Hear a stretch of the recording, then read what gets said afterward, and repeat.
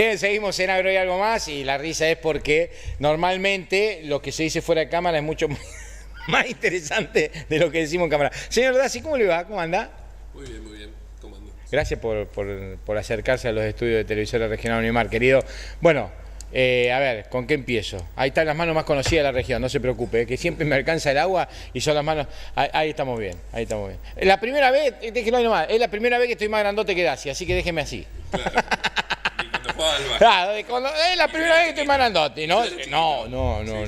Siempre fuiste grandote chiquito, porque yo, fíjate, yo en tercer año de la secundaria, no tengo la altura tuya, pero yo medía 1,47 en tercer año de la secundaria, o sea, era el más petizo de todos. Y fue ese año que crecí. ¿Pero vos fuiste grandote de chiquito? Hasta séptimo grado no, pero cuando arranqué la secundaria sí, ahí... ¿No paraste más? Sí, un año crecí como 15 centímetros. Bueno, quiero decir que era el flaco Dassi. Ahora, ¿eh? ¿Cómo era? No. Ahora sigue siendo la apodo. Sí, el flaco sí. Sí. Bueno, pero seguí siendo grandote siempre.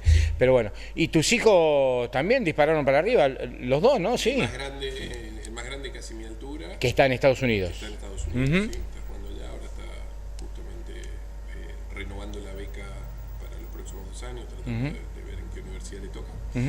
Si se da, ojalá que sí. Y el más chico un poco más bajo, pero bueno, todavía tiene oportunidad para crecer. A ver, ya hablamos de Metalfor, pero me meto en lo que decías de Estados Unidos, que me encanta. Cada vez que venía hablamos más de tu hijo que de la fábrica. Escuchá, uno debiera imaginar que funcionó muy bien los 2 años que estuvo becado allá, tanto en lo deportivo como en lo que tiene que ver con los estudios, ¿no? Sí, la verdad que sí, él y completó sus estudios, ahora le falta una partecita del último semestre, ya son créditos semestrales. Y ahora queda, después de rendir, la temporada ya terminó, la temporada de básquet ya terminó, entonces tiene algunas visitas, porque allá paradójicamente, y esto bueno, por ahí vale la pena contarlo para todo aquello que quiera iniciar el proceso, la verdad que es muy interesante. Allá las universidades, una vez que te vieron, te hacen ofertas para que vayas a conocer la universidad, que vayas a hablar con los profesores, que vayas a hablar con el coach, que vayas a ver cómo entrenan, y tratan de tentarte para que vayas a estudiar a esa universidad. Y bueno, está en ese proceso ahora. Mirá qué interesante, che. Sí, la verdad es que sí.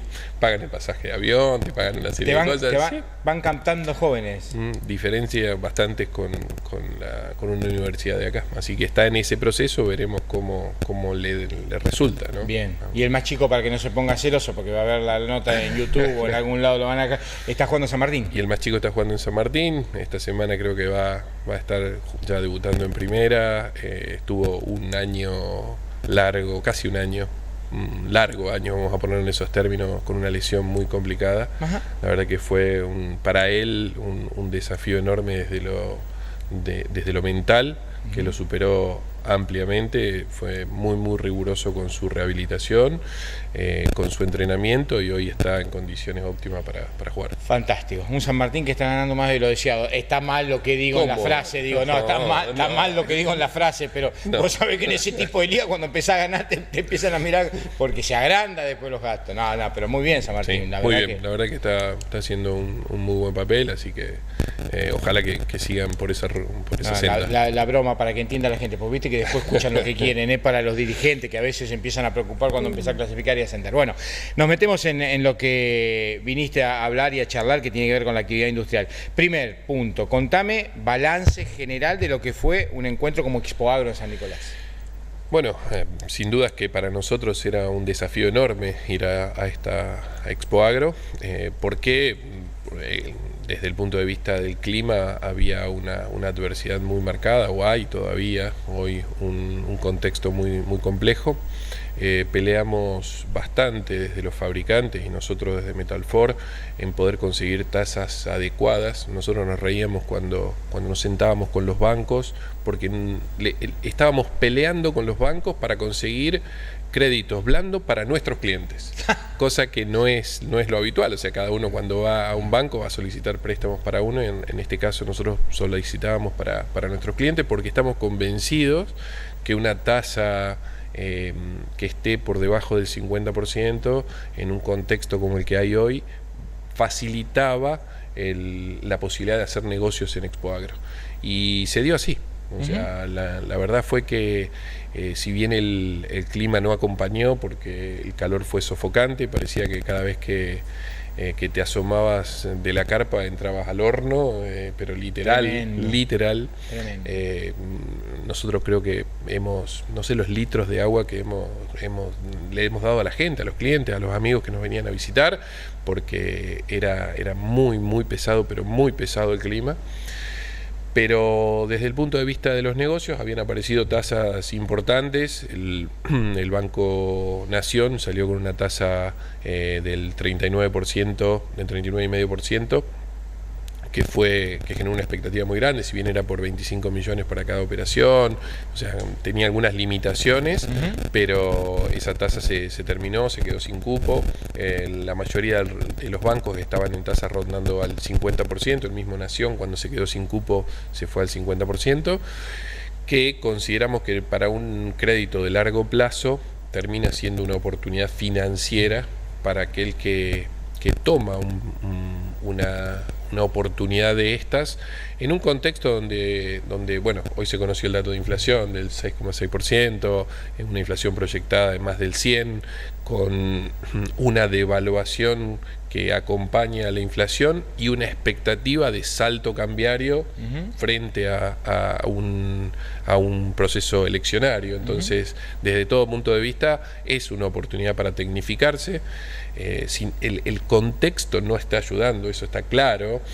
Las expectativas, digamos, que es más que entendible cuando uno ve a un cliente que me contaba el otro día de la zona de Venado Tuerto, sembró el maíz, no pudo tener ningún tipo de rinde, lo secó, lo sembró arriba para hacer maíz de segunda y lo terminó picando. Entonces eso a cualquiera que esté en la zona núcleo lo bajonea y muchísimo. Pero cuando uno se abstrae de la situación hoy coyuntural y se corre un poquito de eso, creo que desde el punto de vista financiero es una oportunidad única. El Banco Córdoba salió con una oferta, si bien la tasa no es buena porque era el 60%, te reintegraban el 5% del valor del crédito en la cuenta, o eso es el proceso que había que llevar, y no empezabas a pagar hasta dentro de un año, con lo cual también se abría una ventana de oportunidades en ese sentido. El Banco Provincia de Buenos Aires también, porque sabemos que se hace en San Nicolás y esto lleva aparejado una oferta muy importante para los productores de la provincia de Buenos Aires.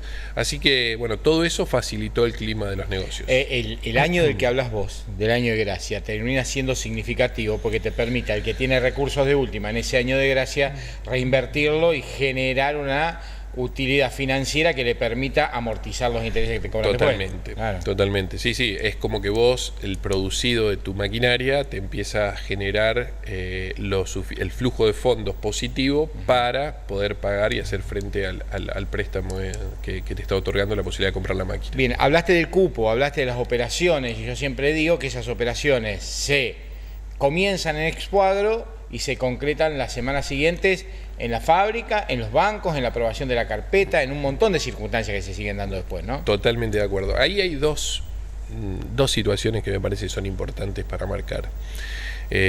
La primera, como decías vos, cuando nosotros estuvimos en Expoagro, justo en el medio de Expoagro, se daba la caída de una resolución que no quiero ponerme muy técnico, pero era la famosa 7600, que es lo que decía, que aquel que tiene más del 5% de granos de soja almacenados no puede acceder a determinadas tasas.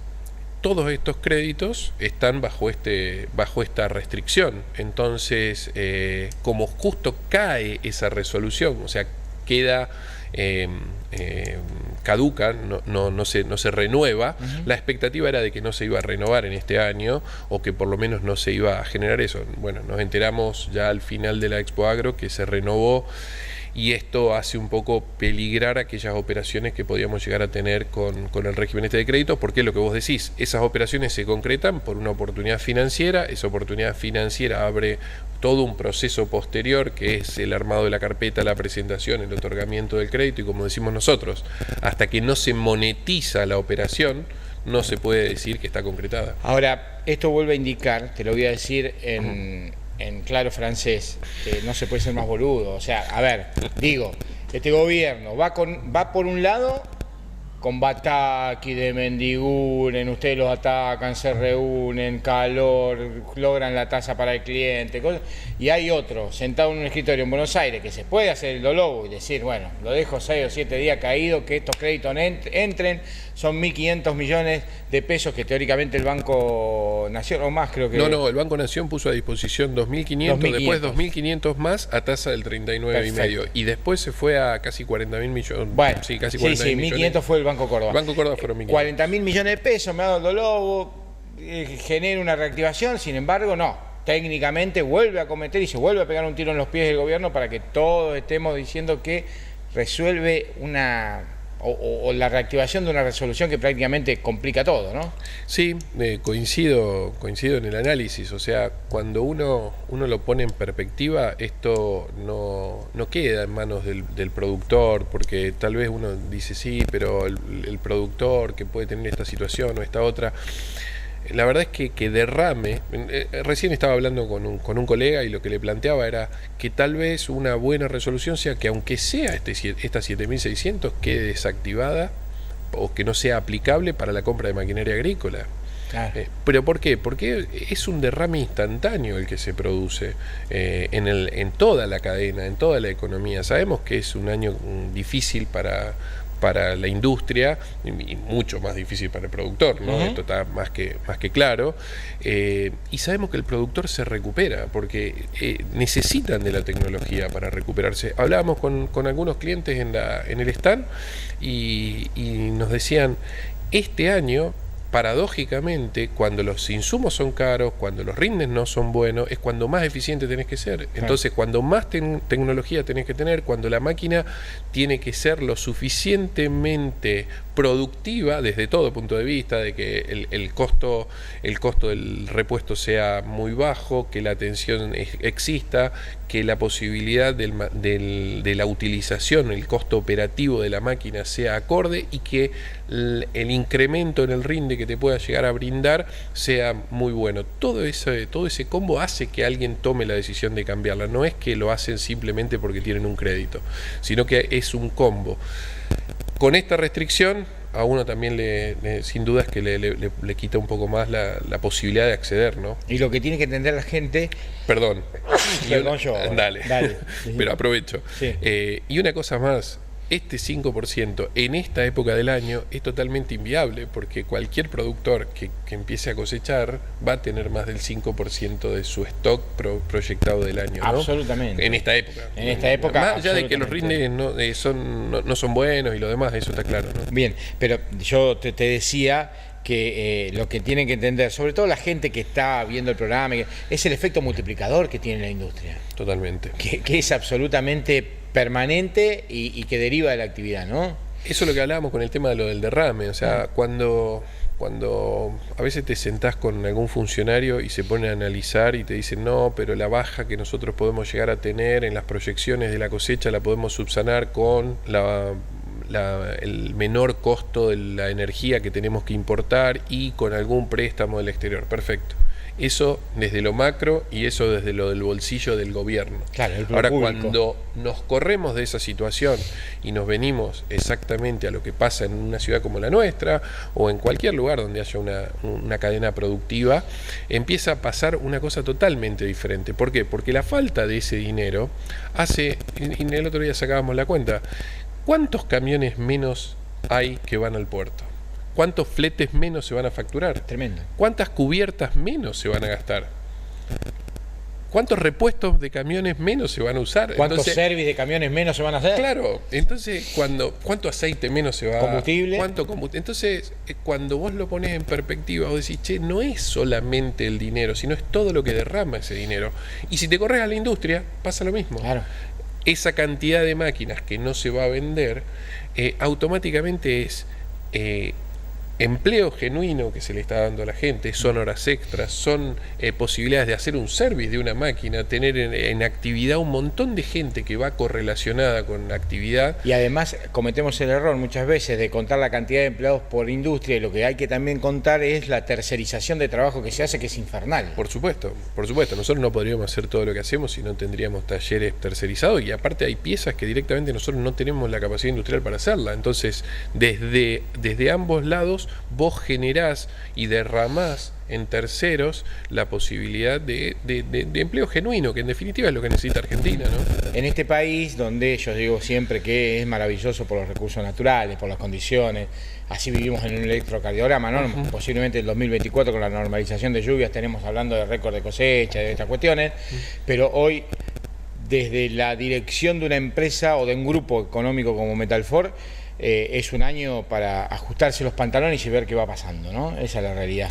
Totalmente, pero hay una situación que además, digamos, derrama o fluye de una manera distinta en la industria. En la industria, si vos te achicás mucho, después retomar el volumen de producción con eficiencia, a nosotros nos llevó mucho tiempo llegar a donde estamos con los niveles de eficiencia que queremos estar, con los volúmenes de producción que queremos estar para atender a la demanda. Te estoy diciendo que desde el 2019, claro. 2020 nos agarró la pandemia y ahí fue una prueba de fuego porque empezó a tener una demanda muy importante y eso había que atenderla en función a adecuar nuestras naves industriales, a capacitar a nuestra gente, incorporar gente.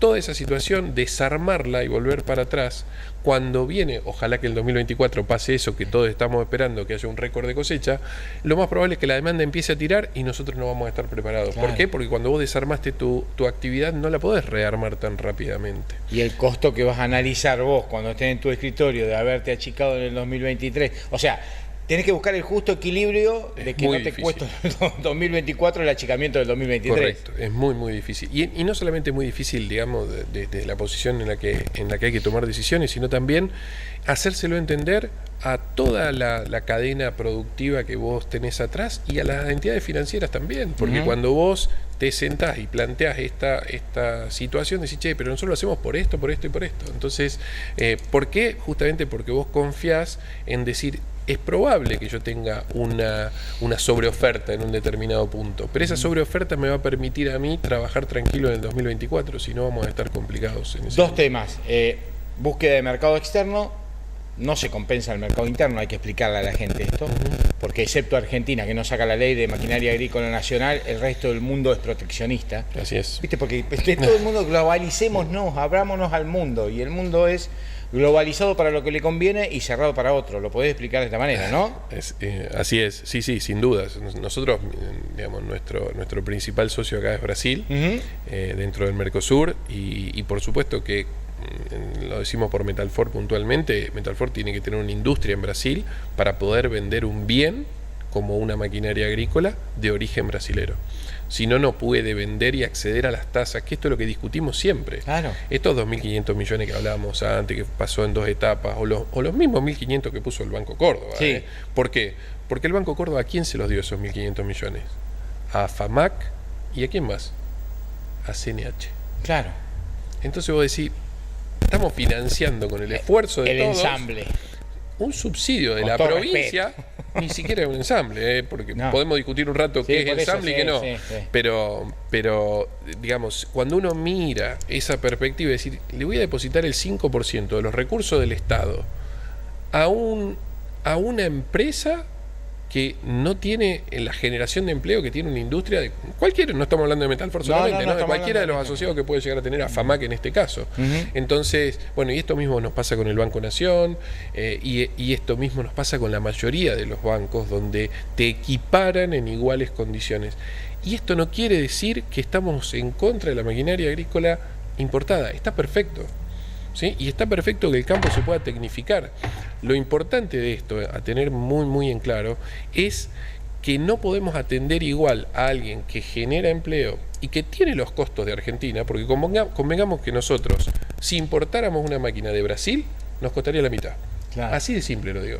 Entonces, si nosotros diéramos trabajo en Brasil e importáramos una máquina de Brasil, nos costaría la mitad y podríamos estar mucho más competitivos en Argentina, muchísimo más competitivos, pero no generamos empleo. O sea, para hacerlo más drástico, Marco Juárez no tendría a Metalfor abierto. Para dar un panorama real a la gente, para que entienda de esa manera, ¿no? Y eso no pasa en Brasil, ¿eh? No, para nada. No, ellos son muy, muy cuidadosos de la industria, la cuidan, la protegen y no está mal, está bien. Ahora, pero ayer hablábamos con Luciana Mengo, porque tenemos un país maravilloso y aparte, a veces la pirámide, yo digo que todos, ¿viste cuando te dicen todos somos responsables donde estamos? Yo entiendo que todos somos responsables, pero yo creo que hay grado de responsabilidad, la pirámide existe. Y ayer yo le preguntaba a Luciana, ¿por qué no se entiende? Y ella me explicaba que hubo algo muy curioso, porque cuando se iba a tratar la ley de la maquinaria agrícola nacional, se suspende por el feriado del Mundial. Así es.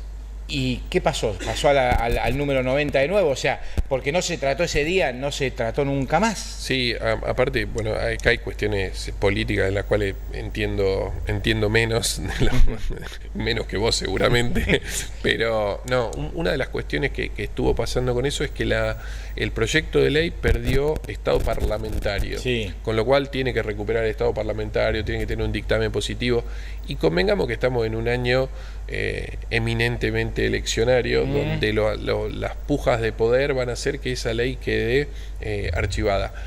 Pero adicionalmente, y esto hay que decirlo con todas las letras, lamentablemente las multinacionales hacen fuerza para que esa ley no salga. Claro. Pero, y esa ley lo único que va a decir es, esto es industria nacional y esto no es industria nacional, nada más. Pero parece que tienen un miedo terrible a esa situación. Es decir, che, si yo tengo una determinada cantidad de insumos que proceso, compro y genero dentro del país, tengo tal nivel de porcentaje de integración nacional y cumplo con los requisitos de la ley. Si no lo tengo, no los cumplo. Eso era lo que decía la ley, claro, nada más. Claro, multinacionales, con todo respeto a todos los concesionarios que deben haber en la zona, está todo bien. Multinacionales que en el país de origen de ellos defienden la misma ley que vos estás exigiendo acá. Exactamente. ¿No? Vamos a aclararlo eso, porque no es que Argentina quiera tener una ley distinta a lo que pasa en el mundo con la maquinaria agrícola en general. Totalmente. Esta misma ley, no exactamente en los mismos términos, pero es muy similar, es la que nos aplican a nosotros cuando nos damos vuelta y queremos trabajar en Brasil. Vos querés trabajar en Brasil, bueno, me tenés que mandar todo esto que sea de origen brasilero, y entonces en ese punto te dejo que esa máquina sea financiada por el famoso BNDES en Brasil. Entonces, desde varios puntos de vista, no es ilógico que haya pasado esto de que la ley haya quedado ahí media cajoneada. Bien, y antes que me puteen a mí, porque siempre lo digo yo del otro lado de la cámara, a Brasil lo gobernó Bolsonaro y Lula, ninguno de los dos cambió la ley, está claro, ¿no? No, digo, porque te empiezan a correr por la izquierda, por la derecha, acá no hay cuestión ideológica, sino una cuestión productiva, lógica y de sentido común. Sí, totalmente. Bien, recién dábamos cuenta de presentación de nueva tecnología que tiene que ver con la fertilizadora. Esto también se hizo en Expo Agro porque en el punto de vista tecnológico sigue avanzando la empresa, ¿no? Sí, por supuesto. Para nosotros es algo de todos los días pensar en nuevas tecnologías. Estuvimos presentando un equipo que se llama Augmenta, que lo que nos permite es analizar en tiempo real qué es lo que hay en el campo, tiene una cámara multiespectral. En ese análisis puede tomar decisiones a través de una inteligencia artificial de qué dosis variable va a ir aplicando de fertilizante. Por eso cuando decíamos que la tecnología nos ahorra dinero es justamente por este tipo de cosas. En función a cómo está el cultivo, voy aplicando el fertilizante. Esto hace que el ahorro sea muy sustancial, pero muy sustancial porcentualmente a los kilos aplicados y a la eficiencia de esos kilos aplicados en el cultivo final o en los rindes finales. Seguimos en un año con sequía, con lo cual la aplicación de fertilizantes también estuvo muy restringida, pero esto es pensando en lo que viene y pensando en cuál es la tecnología que tenemos que aplicar. Esta es una de las tantas cosas que estuvimos presentando. Presentamos un impulsor, o sea, el famoso chimango que le decimos en el campo, o la cinta para cargar fertilizantes. Bueno, nosotros hemos desarrollado con una empresa amiga hemos desarrollado una turbina para poder cargar muchísimo más rápido, a razón de 1000 kilos o de 1 tonelada por minuto. Eso permite cargar una fertilizadora mucho más rápido y eso te aumenta la productividad y paradójicamente termina siendo lo mismo que decíamos antes. Presentamos nuestra 7040 como lo habíamos hecho en Palermo, donde tiene una máquina, más allá de muchísimas mejoras tecnológicas, es la única máquina que tiene frenos ABS, tiene sensor de cansancio y sensor de colisión. Y eso, a ver, explícame eso, ¿qué te avisa cuando va a chocar? Te frena cuando vas a chocar. No te Avisa, puedo tiene una chicharra, tiene una serie de mecanismos que justamente están previstas para... empezamos a trabajar con cuestiones que nos brindan la seguridad en la parte del automotriz. Y pensándolo en el campo, uno dice, hoy se suben a una máquina, apretan un botón y la máquina tiene un piloto automático que va de punta a punta al lote y no frena nunca, no te avisa ni mucho menos, con lo cual es muy probable que la persona que va arriba, que pasa tantas horas trabajando arriba de una máquina, tiene que estar en un lugar confortable, siempre lo decimos, y por eso desarrollamos las cabinas que tenemos. Pero adicionalmente también tenemos este tipo de riesgos y mucho más cuando andamos en la calle. Entonces todas estas cuestiones que tienen que ver con un sensor de cansancio que te avisa si te quedas dormido, creemos que aseguran mucho. Trabajamos sobre la seguridad del operario y por supuesto de la maquinaria que está que en definitiva termina protegiendo la maquinaria, porque hay que explicar que en el campo, porque la gente dice, va en el campo, viste que después ves en el campo que van marchando derechitas las máquinas, hay accidentes que pueden ocurrir por cuestiones que tienen que ver con el estado del suelo, con cualquier cosa, ¿no? Pero no solamente con eso, sino que te pasaste de largo en la punta del lote, caíste al camino, te chocaste un alambrado o había un árbol, porque nosotros nos imaginamos... Yo conozco un amigo que tumbó un galpón con la cosechadora, pero eso aparte, ya, si está viendo se va a acordar. Recién empezaba a trabajar en el campo, Bueno, y empezó a funcionar solo la cosechadora y se llevó el galpón puesto, pero eso lo importante es que no haya pasado nada. No pasó nada en lo personal. Acá tiene que ver con el cuidado de la persona y tiene que ver con el cuidado de la maquinaria, por supuesto, pero el cuidado de la persona es importante. No, seguro, porque o sea, yo la tecnología del piloto automático, del confort de la cabina, aire acondicionado, el asientito lindo, divino, pero podés hacer un desastre. Totalmente, sí, totalmente. Bueno, José, agradecerte la visita, obviamente, felicitarlo a todo el grupo Metalfor, que está creciendo permanentemente, buscando innovaciones, buscando la posibilidad de ser hoy uno de los grupos más importantes en materia de máquina agrícola, sin lugar a dudas, de la provincia de Córdoba y del país, ¿no? Sí, lo decís vos, sí, puede ser. Sin lugar a dudas. Además, llevando el orgullo marcojuanense a todos lados, porque cuando vos nombrás Metalfor, sin lugar a dudas identifican a la ciudad de Marcos Juárez, y eso no deja de ser importante también, ¿eh? Así que felicitaciones. La verdad que sí, muchas gracias. Es un desafío diario el que uno tiene que levantarse, una responsabilidad enorme llevar adelante Metalfor, que como decías vos, está acá en Marcos Juárez y están identificados. Este señor, ¿cuántos sueldos paga por mes? No importa. ¿Mil? No importa. No importa. ¿Cuánta gente? ¿Cuánta te trabaja? En el grupo, digamos. Casi 400 personas. Bueno, todos los 30 días del mes, este se da cuenta pensando que tiene que pagar, porque los 30 días pasan volando, ¿no? Los 30 días pasan demasiado rápido. Más rápido de las ventas. Claro, totalmente. Felicitaciones, no, al contrario.